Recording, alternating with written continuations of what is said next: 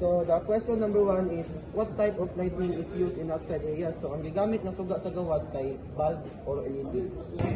So the question number 2, is the perimeter very lighted? So makita ko doon, hayag siya na, pero ginop lang ang LED din siya, hayag naman. Tapos, those lightning extend beyond the perimeter. So, kita ito, okay yan siya. So, the question number 3 is, are lights protected against vandalism or other attacks? So, hayag sa position, hindi yun basta-basta maka-vandalism ang mga mukumit o mga vandal. So, yeah, kita no, hayag diri ang sides and the other sides of it. So, question number 4. Is the lighting plan to reduce or eliminate shadow? So, makita na ito diri hayag siya nga side and dili kayo mga shadows no kay kita to sa this hallway kay for me yung kung dito yung mga suga and dili siya basta-basta masugan og mga backup power or emergency light available.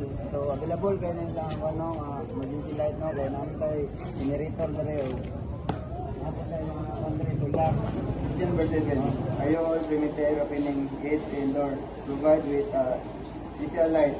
So natay wana special ay suganing mga portahan na to ready para makita ba kung isa ni sulod na ko'y mas suga STV. Question number 9. Our parking lots are trucks parked with light. So kita na rin rin sa parking lot yung kay ano sa kasuga ano makita yung parking lot. So kita na. Oh, kita na. Verify po kung kita yung nagdoon tawat Go. Question number 8. The available storage areas in critical installation have special lightning.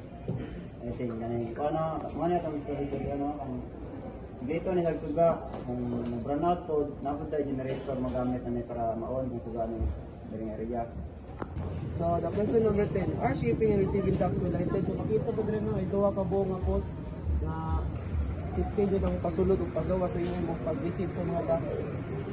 So ang responsable sa pag-maintenance sa sa mga lights no kay siyempre ang EIM dyan kay kabalo mo sila sa mga suga tapos dali ra po sila na ma-check kung nabay daon para suga kay naman dito rin may lang na function pa ba suga tapos kung maka-shortage mo ng suga no siyempre ma-report din na siya dayon tapos ma-correct na siya kaya naman tayo generator